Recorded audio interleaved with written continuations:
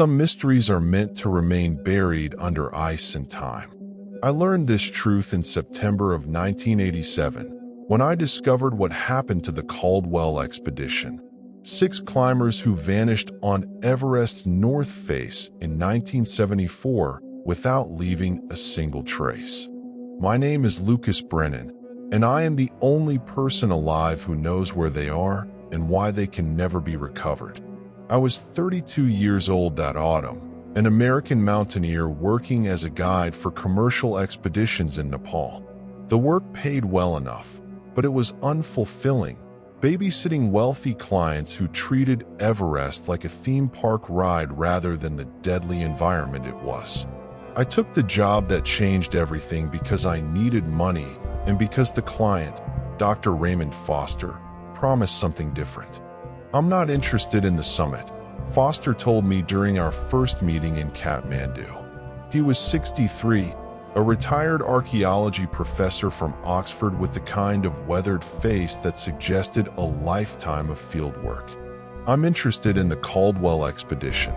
6 climbers disappeared in October 1974, never found despite extensive searches. I believe I know where they went, and I want to confirm my theory before I die." I knew the story. Every climber in Nepal knew it. The Caldwell expedition had been well-funded and experienced, led by British mountaineer Sir Edmund Caldwell, attempting a new route on Everest's treacherous north face. They'd radioed base camp on October 15th, reporting they'd reached approximately 27,000 feet and were establishing their final camp before a summit push. Then silence. No distress calls, no avalanche reports, no bodies ever recovered. They had simply vanished as if the mountain had swallowed them whole. "What's your theory?" I asked, curious despite myself. Foster pulled out a leather journal, its pages yellowed with age. This belonged to my colleague, Dr. William Hartley, who was the expedition's base camp physician. He kept detailed notes that were never included in the official reports because they seemed too fantastical. But Hartley was a serious man, not given to flights of fancy. "Look at this."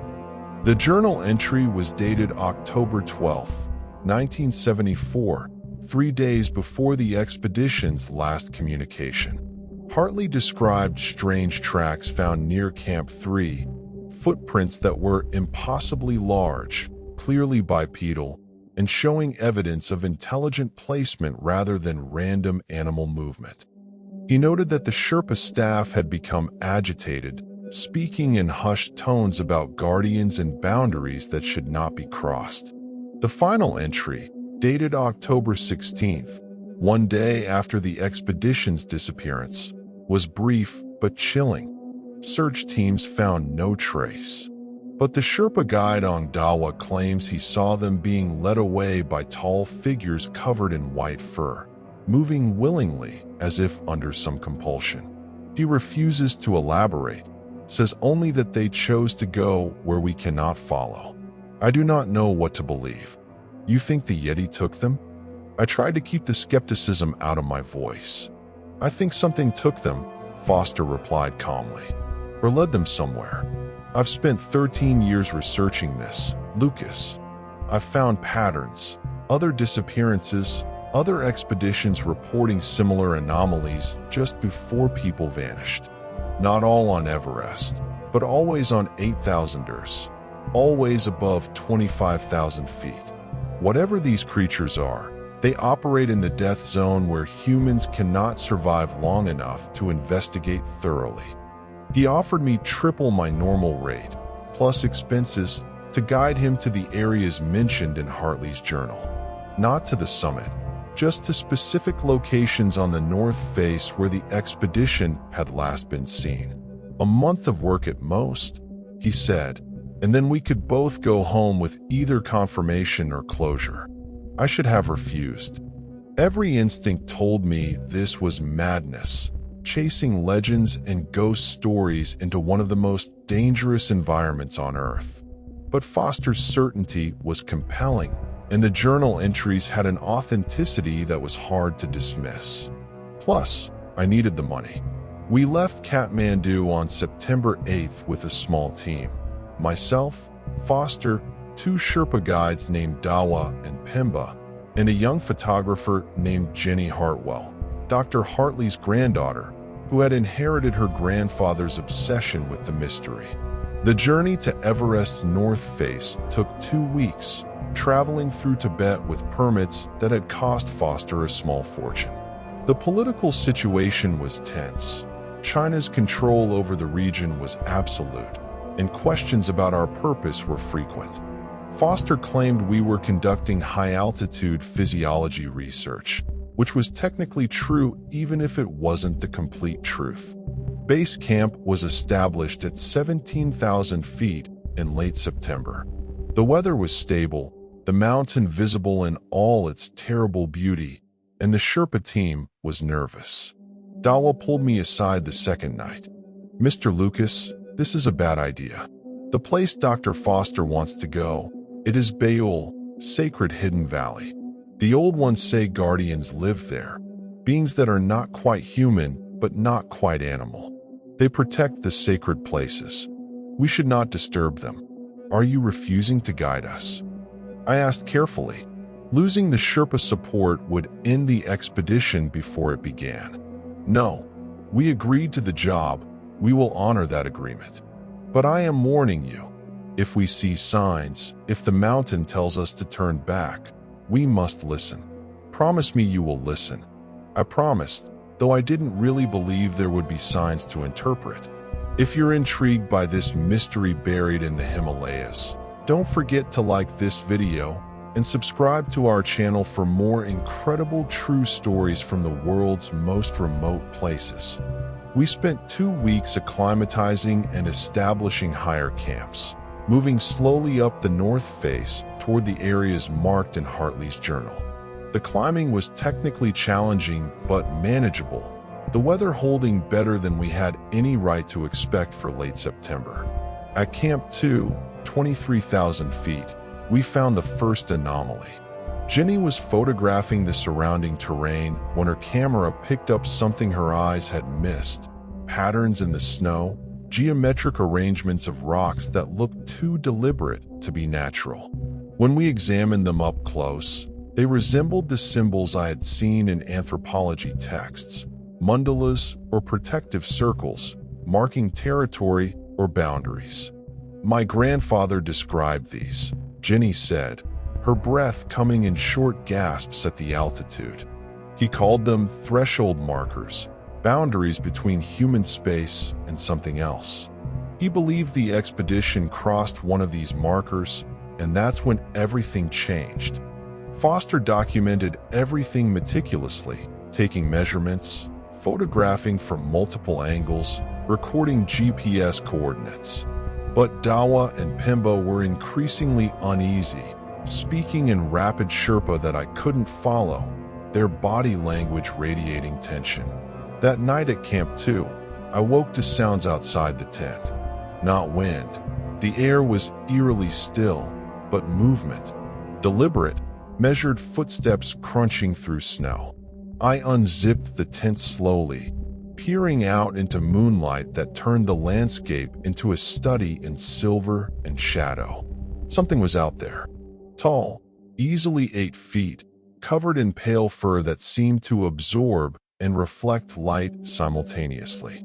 It was examining our equipment, touching items with what appeared to be curiosity rather than aggression.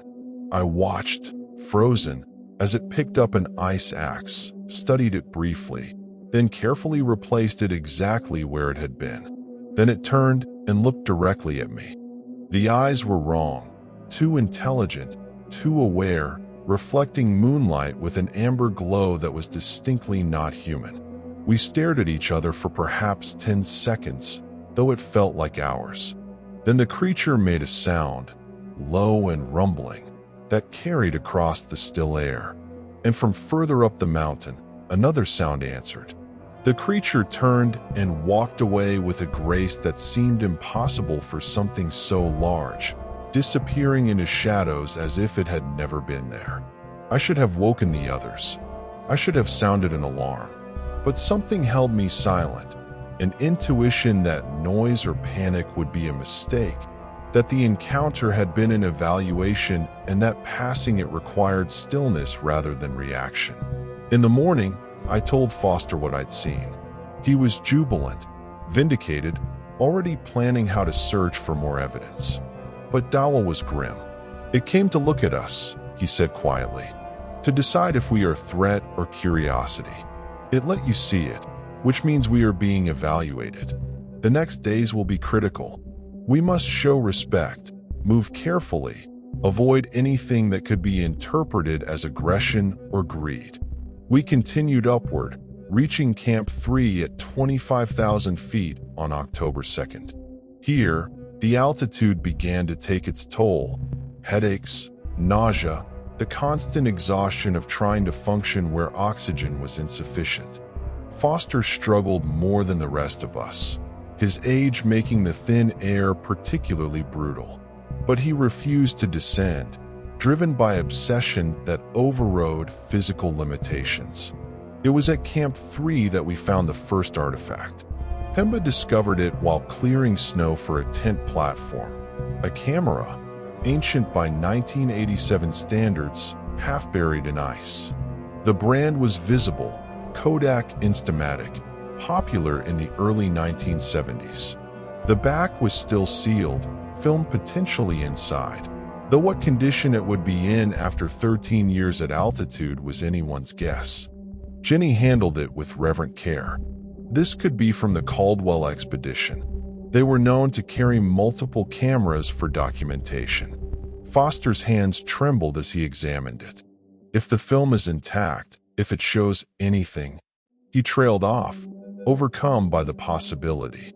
But the camera raised a question that troubled me. If this was from the Caldwell expedition, why was it here at Camp 3 when they had supposedly reached 27,000 feet before vanishing? Had they been descending? Retreating from something they'd encountered higher up? The answer came that night, in a way I never could have anticipated. I was alone in my tent, reviewing our route plan for the next day's climb, when I felt it. Not heard, not saw, but felt. A presence outside, patient and waiting. The same intuition that had kept me silent during my first encounter told me to go out, alone, and see what was waiting. The creature was standing perhaps 20 yards from camp, clearly visible in the moonlight. The same one I'd seen before, or another identical to it. When I emerged from the tent, it gestured, a deliberate motion that clearly meant follow. I should have refused. I should have woken the others. But something in the gesture suggested this was an opportunity that wouldn't be repeated, that this was the answer to Foster's obsession being offered if I had the courage to accept it. I followed.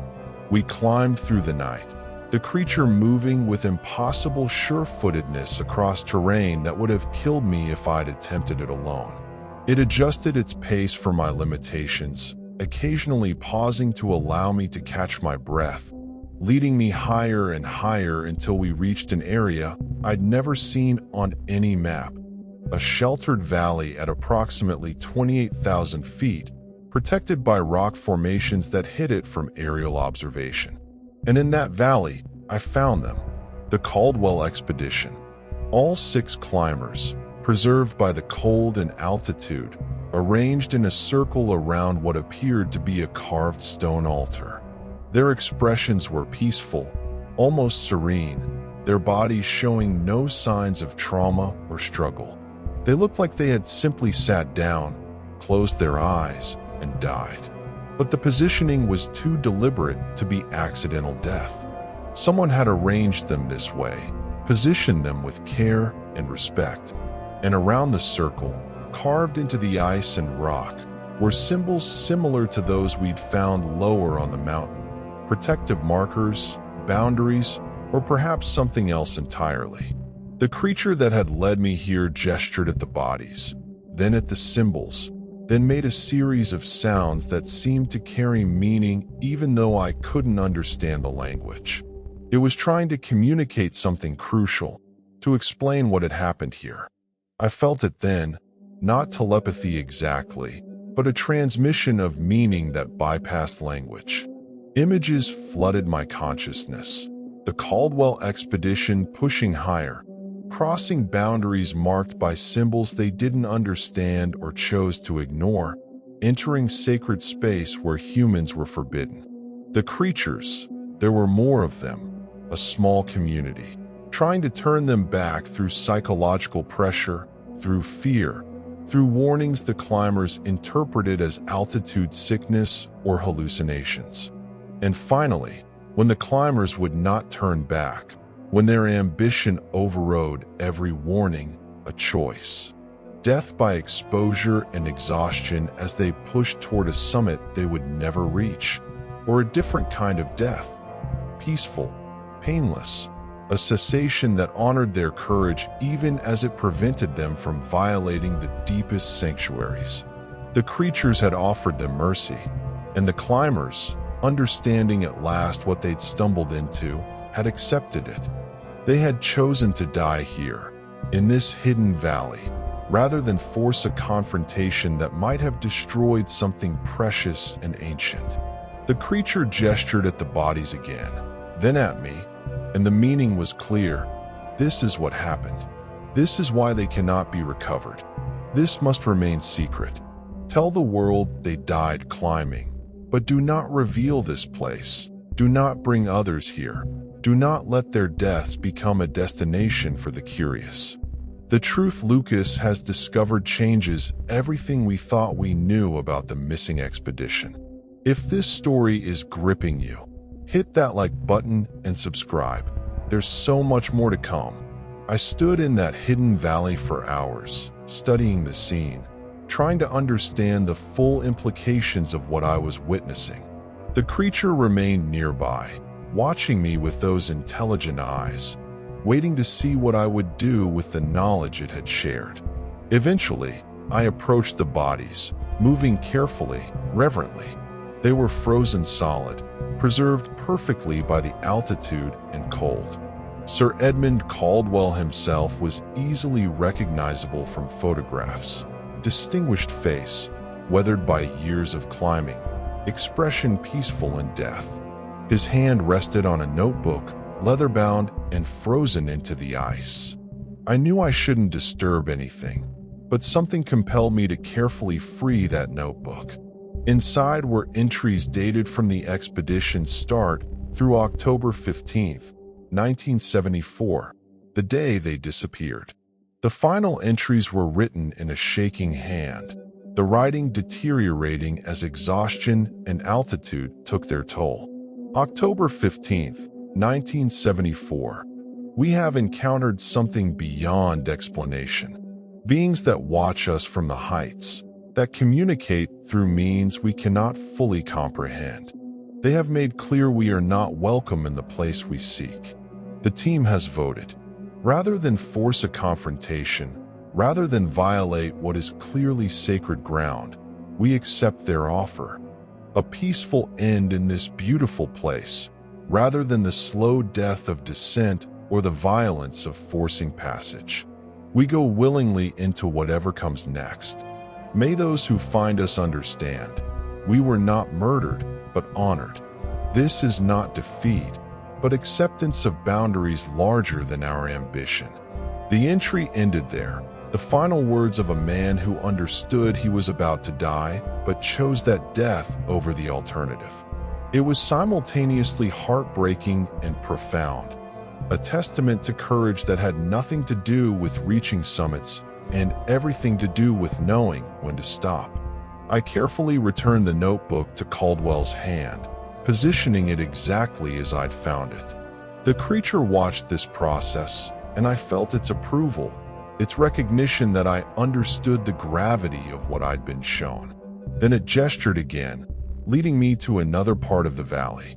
Here, carved into a rock face, was a more elaborate symbol than any we'd encountered. Intricate patterns that seemed to shift and flow even as I watched, creating an optical illusion of movement and depth. The creature placed its massive hand on my shoulder, directed my gaze to the symbol, and I felt knowledge transferred directly into my consciousness. This was a memorial, not just for the Caldwell expedition, but for others who had died in these mountains over centuries. Climbers who had pushed too far, explorers who had violated sacred boundaries, humans who had been given the choice between profane death and sacred ending. The creatures maintained this place as a testament to courage, a recognition that humans who died understanding were worthy of honor. And they were asking me to become a guardian of this secret, to know where the bodies were, but never reveal the location. To tell the world the climbers had died climbing, which was true, but to protect the deeper truth about how and why they died. The creature removed its hand from my shoulder and began descending back toward where we'd started. I followed, my mind reeling with the weight of what I'd been entrusted with. The journey down took until dawn, the creature leaving me within sight of Camp 3 before disappearing into the landscape as silently as it had appeared. I stumbled into camp as my team was waking, my absence having gone unnoticed in the assumption I was in another tent. Foster took one look at my face and knew something significant had happened. "You found them," he said. Not a question, a statement. I nodded slowly. "I found where they are, but I can't tell you where. And we can't recover them. They're in a place that must remain undisturbed." The argument that followed tested our expedition to breaking point. Foster demanded to know the location, argued that the families deserved closure, insisted that scientific documentation was more important than any promise I'd made to creatures that might not even be real. Jenny supported him initially, driven by her grandfather's obsession with solving the mystery. But Dawa and Pimba understood immediately. "You were taken to the sacred place," Dawa said quietly. "You were shown the truth and asked to protect it. To violate that trust would bring disaster not just to us, but to everyone who climbs these mountains. The Guardians would not tolerate such betrayal." I described what I'd seen, leaving out the specific location but conveying the essence. The peaceful arrangement of bodies, the symbols marking the site, the clear evidence that the climbers had chosen their fate rather than having it forced upon them. I read excerpts from Caldwell's final journal entry, the words carrying more weight than any argument I could make. "We could tell the world they died honorably," he said finally, "that they chose to stop rather than force passage into sacred territory. That would honor them, wouldn't it? Without revealing the exact location?" "Yes," I agreed. "That would honor them, and honor the beings that gave them the choice." Jenny was harder to convince. My grandfather spent his final years haunted by this mystery. I wanted to give him posthumous answers, to validate everything he believed. He was right, I told her. The journal you showed me, the theories he developed, they were all correct. He just died before the proof could be found. But revealing everything would destroy what he was trying to protect. Sometimes being right means keeping the evidence private. It took 3 more days of debate and soul-searching, but eventually Foster and Jenny accepted the situation. We would tell the world we'd found evidence suggesting the Caldwell expedition had reached approximately 28,000 feet before deciding to descend due to deteriorating conditions. We would speculate they'd been caught in an avalanche or sudden storm, their bodies swept into an inaccessible crevasse. It was plausible, unprovable, and most importantly, protected the deeper truth. The camera we'd found at Camp 3 created a final dilemma. Jenny developed the film when we returned to Kathmandu, revealing images that confirmed it had belonged to the expedition. Most photos showed ordinary climbing scenes, team members at various camps, mountain vistas, technical challenges. But the final 3 images showed something else. Distant figures in the snow, too tall and too distinctly non-human to be easily dismissed. Not clear enough to be definitive proof, but suggestive enough to reignite every Yeti theory that had ever circulated. We debated for hours what to do with those images. Finally, Foster made the decision. We don't release them. We don't destroy them, but we don't release them. They go into my personal archive with instructions they're not to be made public for 50 years. By then, everyone involved will be dead, and whoever inherits the decision can make it with clearer judgment. It was a compromise that satisfied no one completely, but felt right nonetheless. Proof existed, but proof that would remain private until those who had been directly involved were beyond consequences. Lucas has made a choice that will haunt him forever. The truth is known, but cannot be shared. If you're invested in this incredible journey, make sure you like this video and subscribe for more stories that challenge everything we think we know. We descended from the mountain in mid-October, our expedition officially a qualified success. We'd found evidence of the Caldwell expedition's fate, even if we couldn't reveal all the details. Foster wrote a carefully worded paper for mountaineering journals, explaining what we discovered and theorizing about what had likely happened. The climbing community largely accepted his conclusions. It was plausible, and it provided closure where none had existed before. But I carried the weight of the complete truth, the knowledge of where 6 bodies lay in peaceful arrangement in a hidden valley, honored by beings the world refused to believe existed. And I carried the creatures' trust, the silent covenant that I would protect their sanctuary from the curiosity and greed that would inevitably follow if the full truth were revealed. The mark of that encounter remained with me, invisible but indelible. I could feel it when I looked at mountains, a connection to something vast and ancient that transcended human understanding. I had been chosen as guardian of a secret that was simultaneously profound and tragic, proof that humanity was not alone, that consciousness existed in forms we barely recognized, that there were boundaries in this world that should not be crossed regardless of ambition or desire. Life after the expedition was complicated in ways I hadn't anticipated. I returned to guiding work, but the mountains felt different now. Charged with awareness I couldn't explain to clients who saw them as challenges to be conquered rather than sacred spaces to be respected.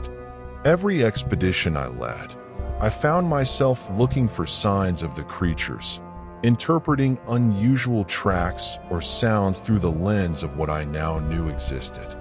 Foster published his paper in early 1988, titled The Caldwell Expedition: Evidence and Speculation on the 1974 Disappearance. It was well received in mountaineering circles, providing plausible closure to a mystery that had haunted the climbing community for 14 years. Families of the lost climbers expressed gratitude for our efforts, and several reached out personally to thank Foster for not giving up on finding answers. But the paper also reignited interest in Everest expeditions to the North Face. Climbers wanted to retrace Caldwell's route, to see if they could find additional evidence or even recover the bodies. Foster and I spent considerable energy discouraging these expeditions, emphasizing the danger of the terrain and the unlikelihood of finding anything we hadn't already documented.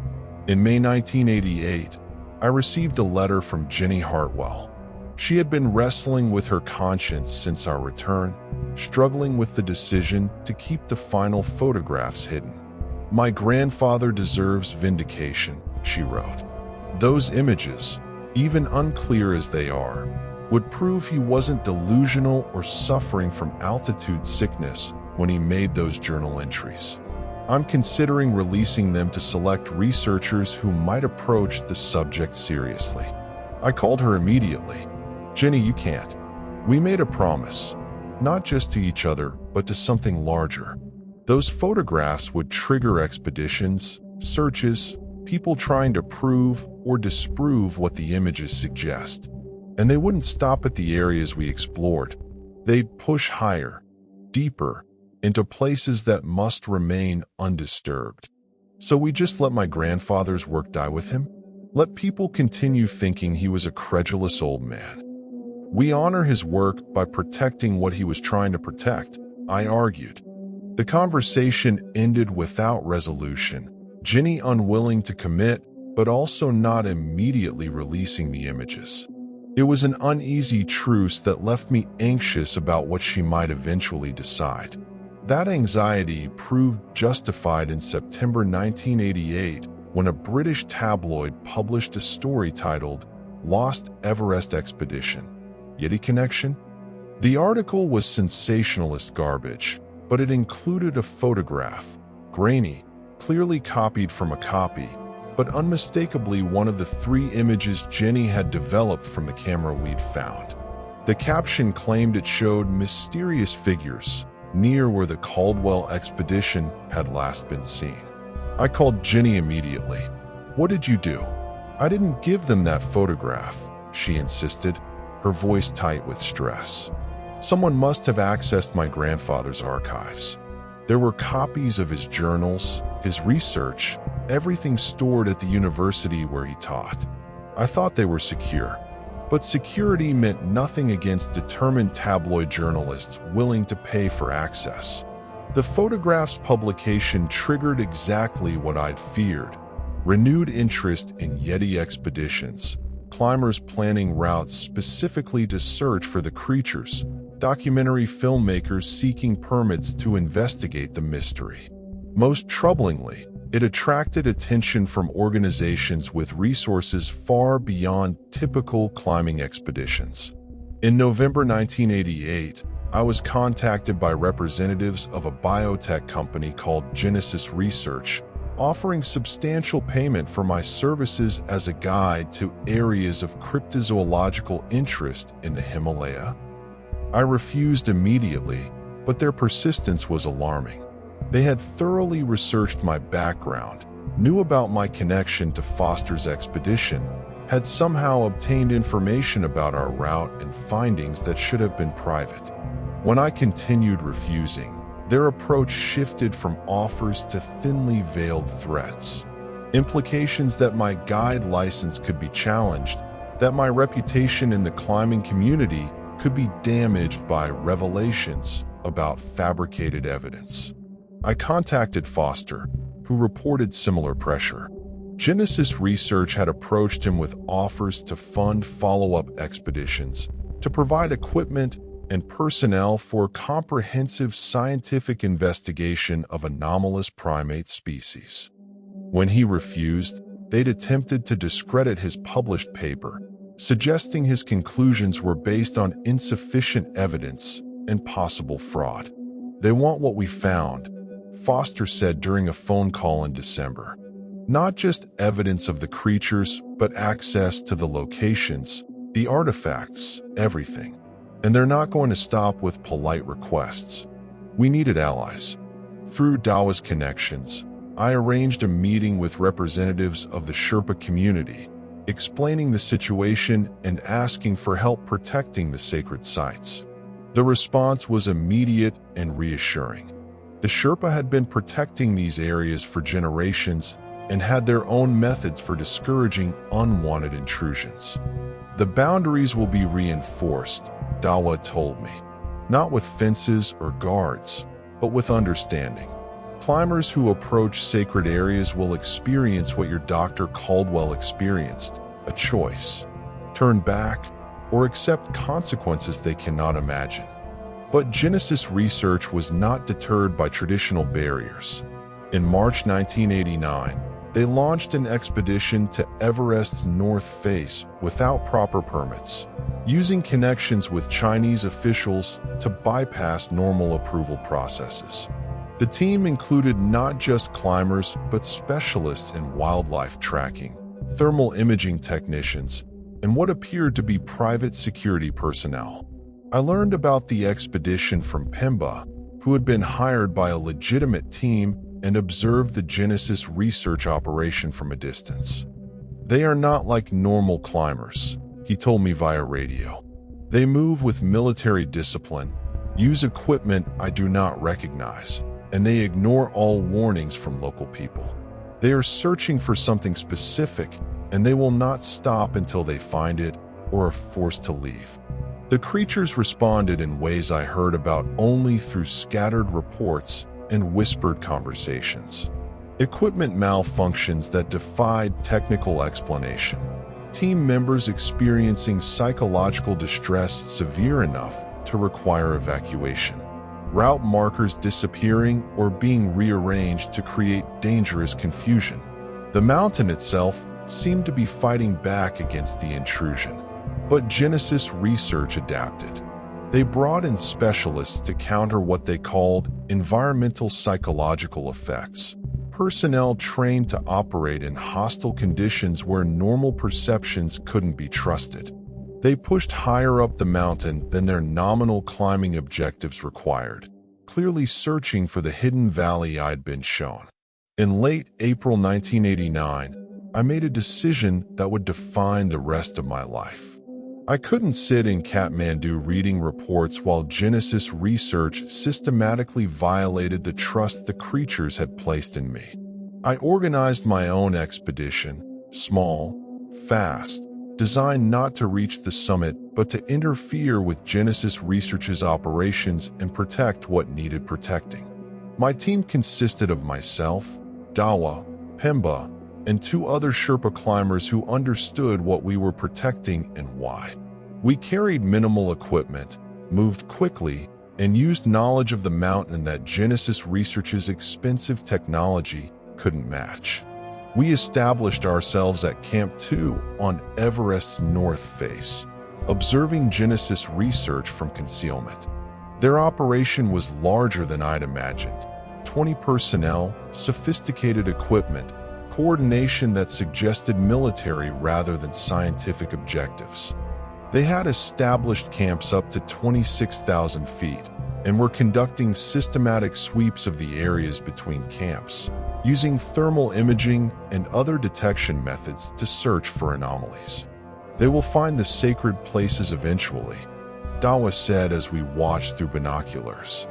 They have resources we cannot match, and they are willing to take risks no sensible climber would accept. We cannot stop them physically. We must find another way. The solution came from an unexpected source. On our 3rd night at Camp 2, I woke to find one of the creatures outside my tent, the same one that had shown me the hidden valley 18 months earlier, or another similar enough to be indistinguishable. It gestured for me to follow, and I did, climbing through darkness to a position overlooking Genesis Research's highest camp. The creature showed me what they'd found: cameras, sensors, and equipment designed to detect and track movement patterns. The operation wasn't just about proving the creatures existed. It was about capturing them, studying them, potentially exploiting whatever biological advantages allowed them to thrive at altitudes that killed humans. The creature looked at me, and I felt communication pass between us that was clearer than our first encounter. It wasn't asking for my help. It was showing me the scope of the threat, making clear that the situation had escalated beyond boundaries and warnings. The creatures could continue evading detection, but Genesis Research would expand their operations, bring in more resources, ultimately making the entire mountain range uninhabitable for beings that needed isolation to survive. They needed a permanent solution, and somehow, they believed I was key to implementing it. The confrontation Lucas has been dreading is coming. When science becomes exploitation, when curiosity becomes threat, where is the line? Like this video and subscribe to see how this impossible situation resolves. Over the following week, I worked with the creatures in ways I still don't fully understand. They showed me how to sabotage equipment without leaving evidence of human interference, subtle alterations that would create cascading failures, technical problems that would seem like equipment malfunction or operator error. They guided me to positions where I could observe Genesis Research operations without being detected, allowing me to identify vulnerabilities in their security and logistics. But more significantly, they taught me how to amplify the psychological effects that had been discouraging climbers for generations.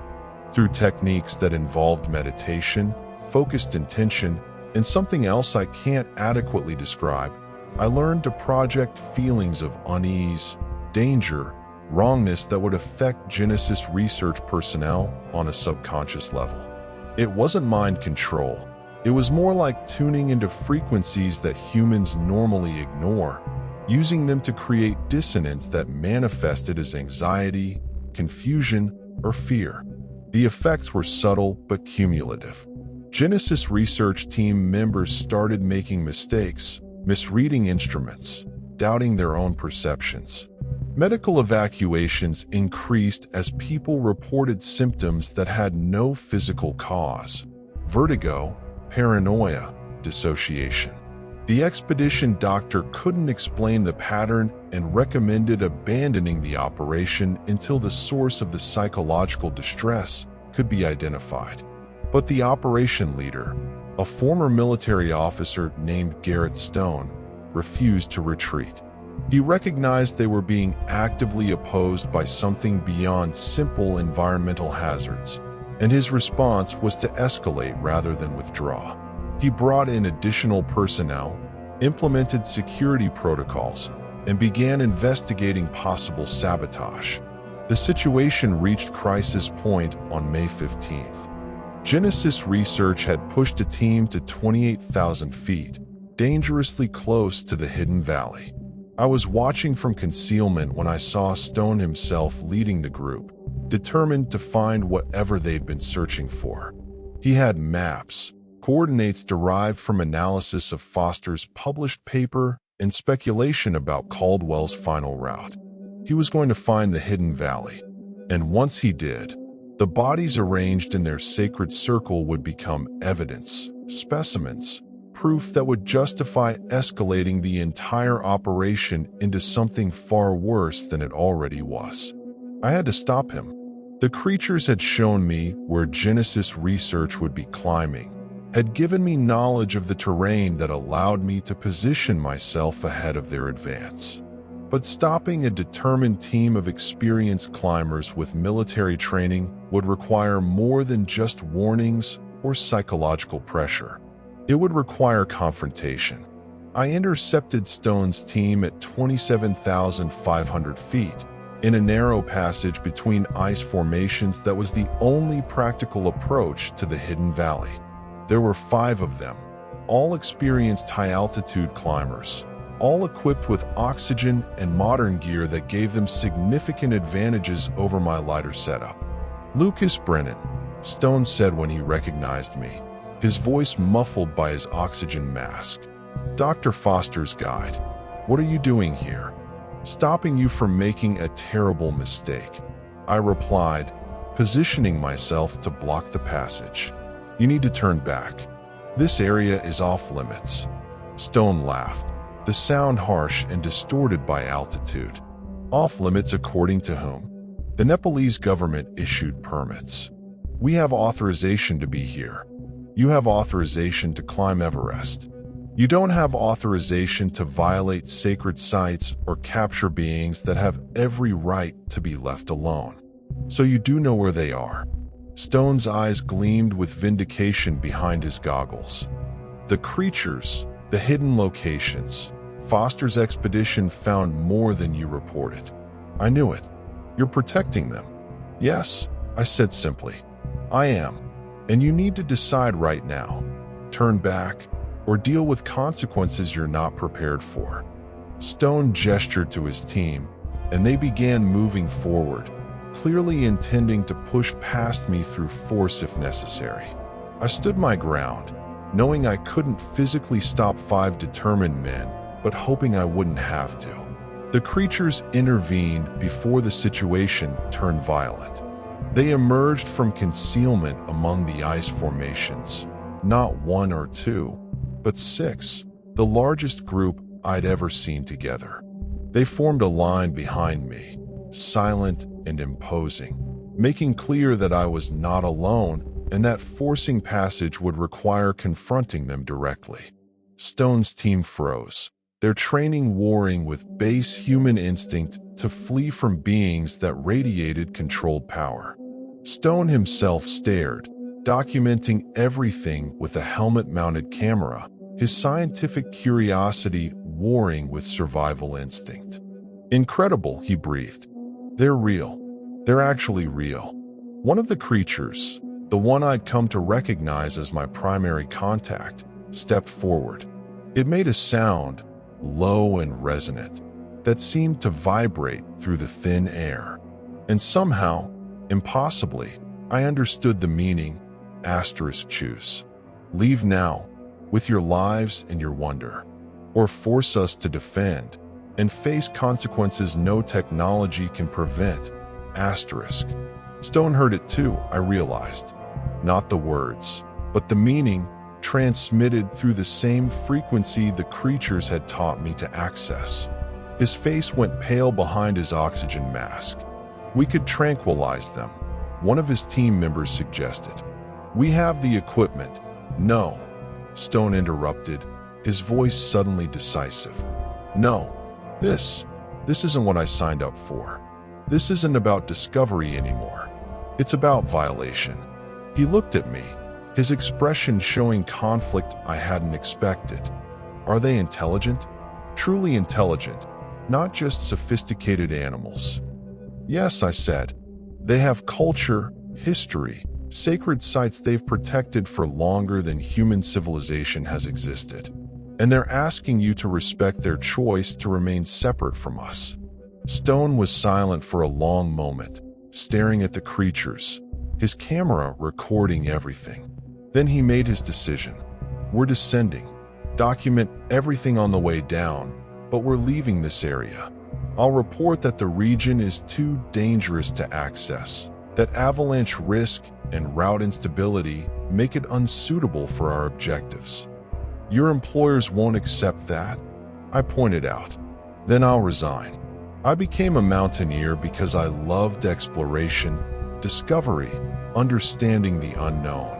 But what we're doing here, what Genesis Research wants to do, this isn't exploration.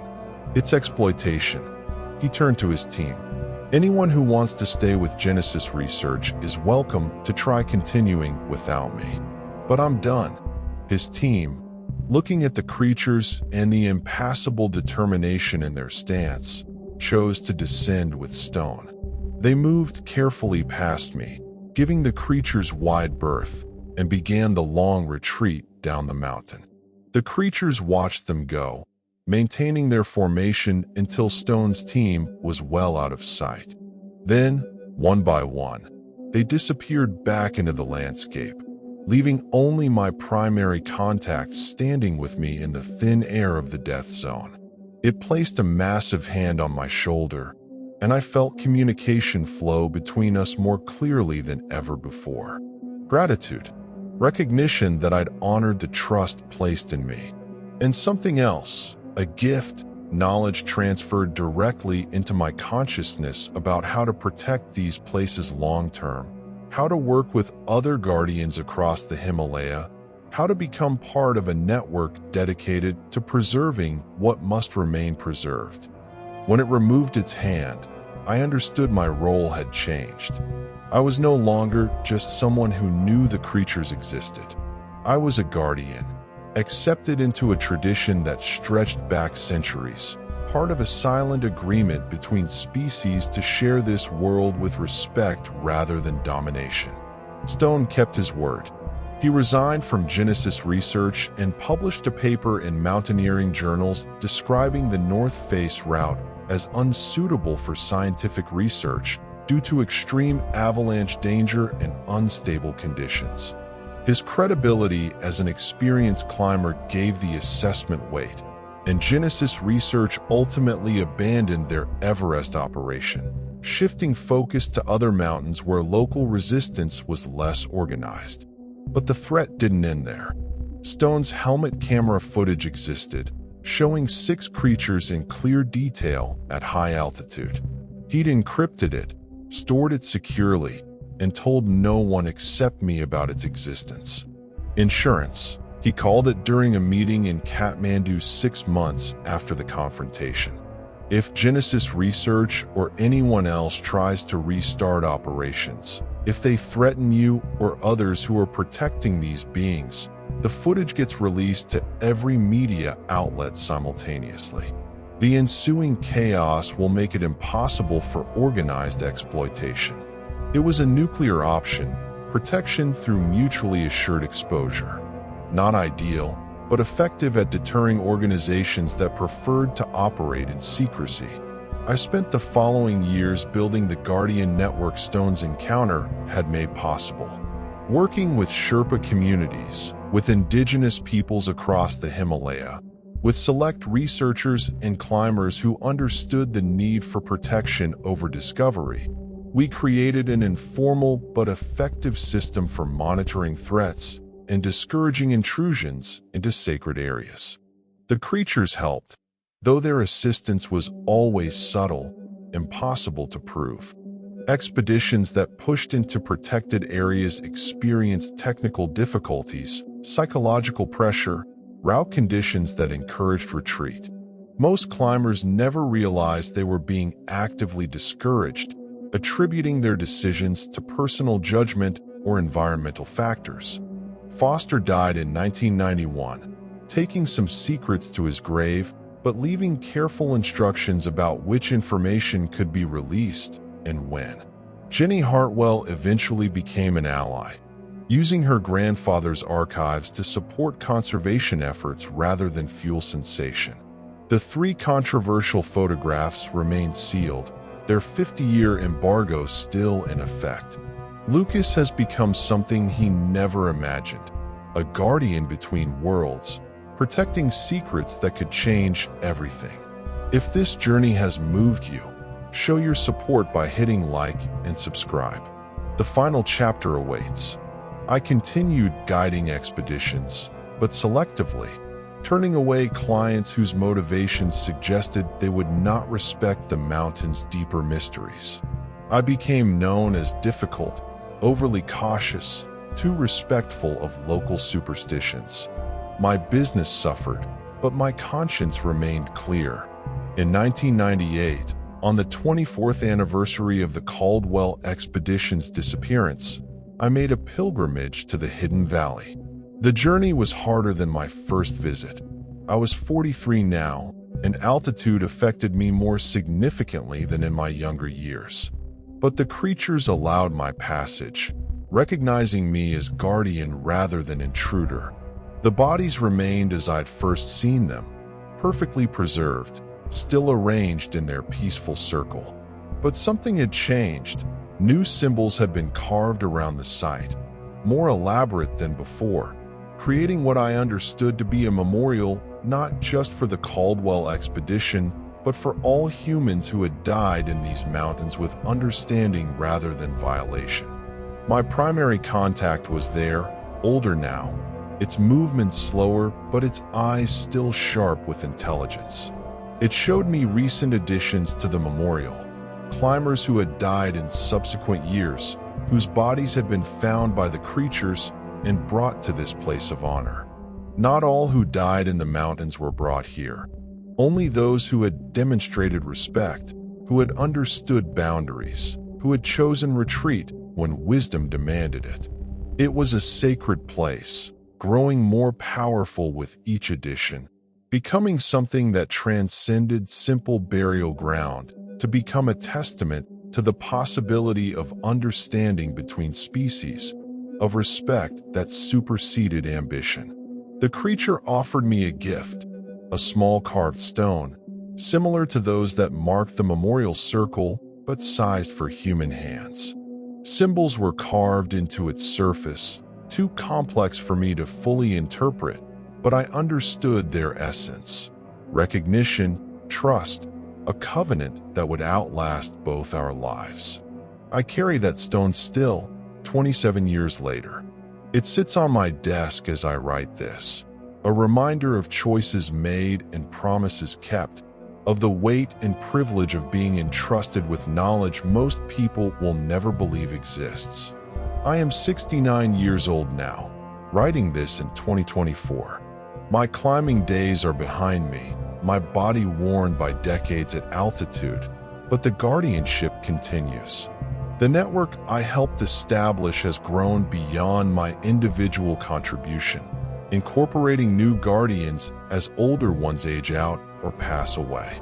The creature's sacred sites remain protected, not through laws or enforcement, but through understanding and respect maintained across generations.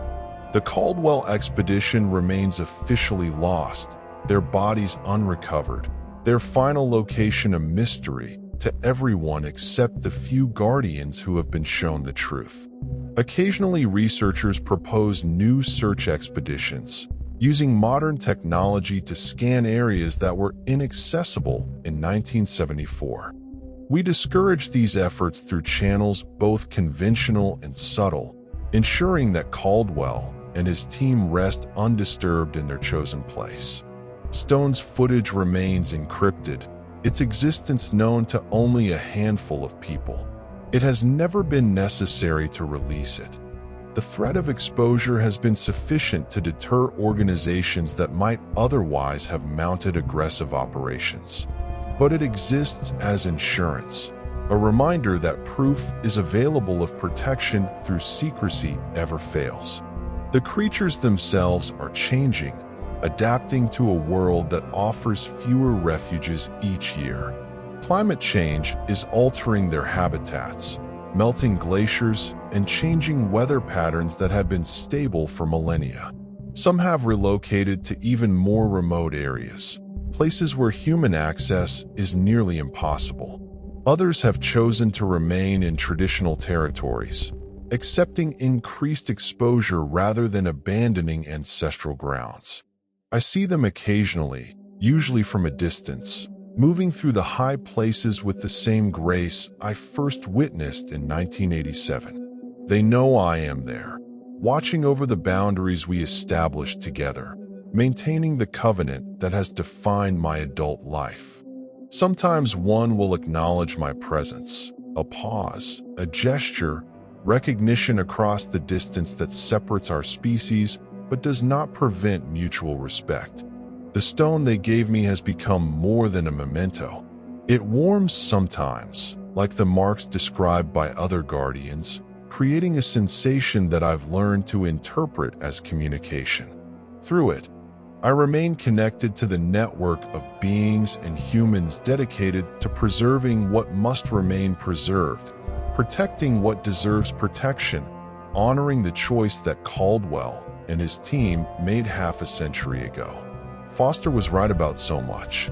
The creatures exist, they are intelligent, and they have influenced human development in ways we barely understand. But he was also right about something he realized only at the end. Some knowledge is more valuable when kept private. Some mysteries serve a greater purpose by remaining unsolved. And some truths honor both the knower and the known by being held in sacred silence. I have been guardian of the Caldwell expedition's secret for 37 years. I know where they are, how they died, and why their bodies cannot be recovered. I have carried this knowledge through decades, through the temptation to seek fame or vindication, through pressure from those who believe all knowledge should be public. And I have kept faith with beings who trusted me when they had every reason to fear what humans might do with that trust. This testimony will not be released until after my death, following the same model Foster used for his most sensitive materials.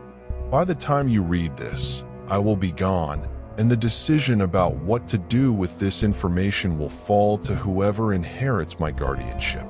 I hope they will be wise. I hope they will understand that some secrets exist not to conceal shame, but to protect wonder.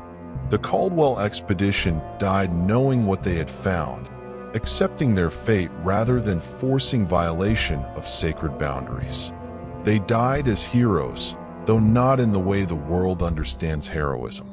They demonstrated courage that had nothing to do with reaching summits and everything to do with knowing when to stop. In that hidden valley at 28,000 feet, 6 bodies rest in eternal peace, honored by beings the world refuses to acknowledge, guarded by a tradition that spans centuries. They are exactly where they chose to be, in a place that honors their courage and their wisdom. I was shown this truth by creatures that have every reason to hide from humanity. I was trusted with knowledge that could have made me famous or wealthy. And I have honored that trust by keeping the secret, by protecting the sacred, by becoming a guardian rather than an exploiter. When storms move through the Himalayas now, when the mountains shift and change under the weight of time and climate, I feel it through the stone, through the connection that was forged in 1987 and has never been broken. I am reminded that I am part of something larger than individual life, part of a covenant that transcends species, part of a story that honors both those who sought to climb and those who chose to protect. The Caldwell expedition found what they were searching for, not a summit, but understanding. They discovered that boundaries exist not to frustrate ambition, but to preserve what is precious, that there are beings in this world who deserve respect and privacy, that sometimes the greatest courage is knowing when to stop. I found them, as Foster hoped I would. But I found something more, a purpose that defined my life, a responsibility that gave meaning to every choice I made afterward, a connection to mystery that no amount of explanation can diminish. They rest in peace, honored and remembered by those who understand what their sacrifice represented.